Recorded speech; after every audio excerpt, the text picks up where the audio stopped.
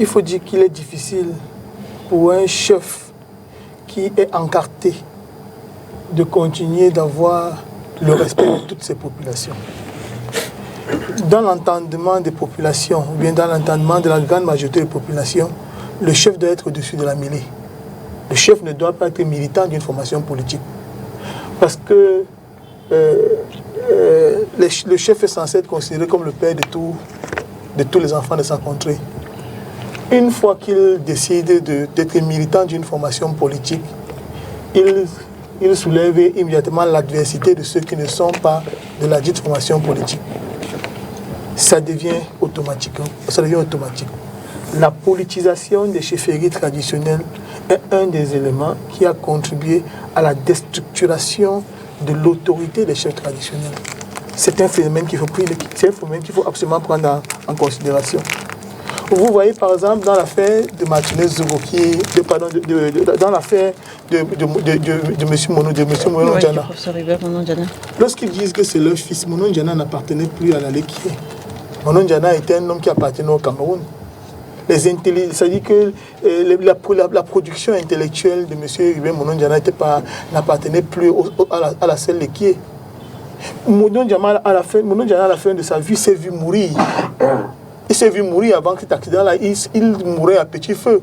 Il était dans le dénuement le plus absolu. Il ne faut pas qu'on se voile la face. Et il y a des vidéos qui circulent dans lesquelles il indiquait les difficultés qui étaient siennes.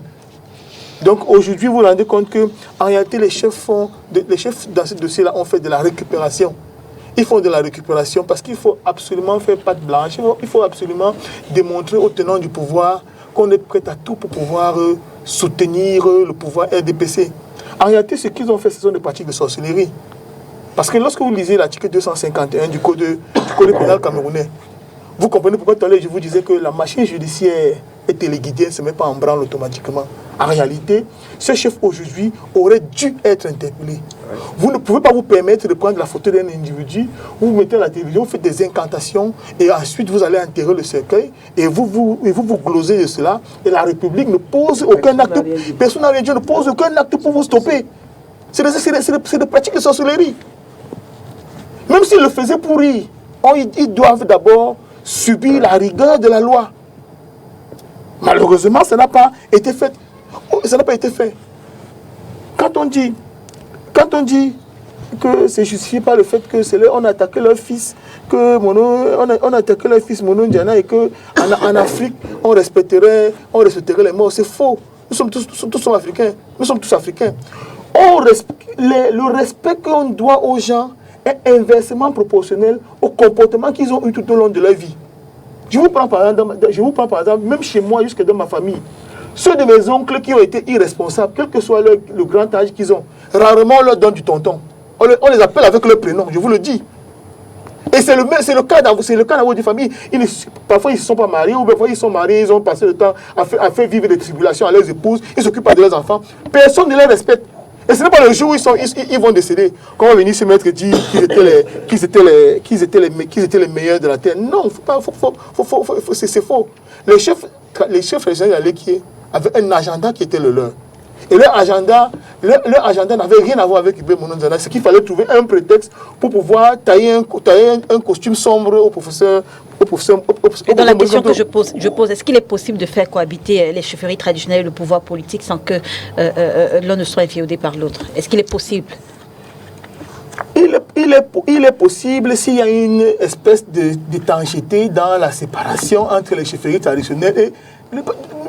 J'estime que la chefferie traditionnelle, c'est-à-dire que c'est au-delà de l'organisation, au-delà de l'organisation du territoire de la chefferie, doit avoir une dimension beaucoup plus spirituelle et culturelle. Lorsque le chef quitte dans le spirituel, le culturel, et éventuellement l'organisation de son territoire pour y faire régner la paix, et qu'il entre dans des considérations d'ordre politicienne, il perd toute capacité à pouvoir obtenir de toutes ces populations le respect qui est censé lui être dû. Parce que voyez-vous, lorsque vous entrez, il me souvient le feu chef Banjoun s'était retrouvé dans une situation avec un militant du SDF. Il était sur la place publique. Le militant du SDF battait campagne de manière véhémente. Il a reçu une claque du chef.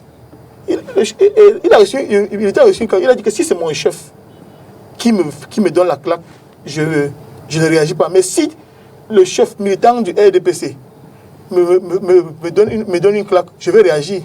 Le chef s'est permis de lui donner une autre claque et il a réagi. Il s'est enfui du village, mais il avait quand même déjà réagi.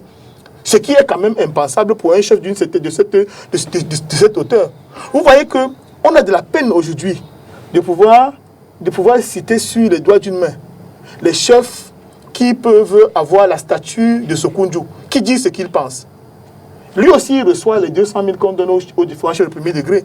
Mais il a conservé la liberté de ton qui est sienne. C'est pourquoi à Bamendjou, comme on dit de manière triviale, il met tout le monde d'accord. Quand Sokoundjou pose un acte, les Bamendjou sont tous derrière lui. Quel que soit le parti politique auquel ils sont affiliés. Et c'est un exemple que nous devons de suivre. Il est impossible pour un chef traditionnel d'avoir la carte d'un parti politique et d'attendre que toutes ces populations le traitent avec le respect qu'il attend. Il faut se le dire. Et je crois, et je veux dire pour sortir que Monon Ndiana n'appartenait pas au chef de la Léquier. Qui aujourd'hui, dans le cas de Martinez Zogo, ils étaient sortis toujours comme ça.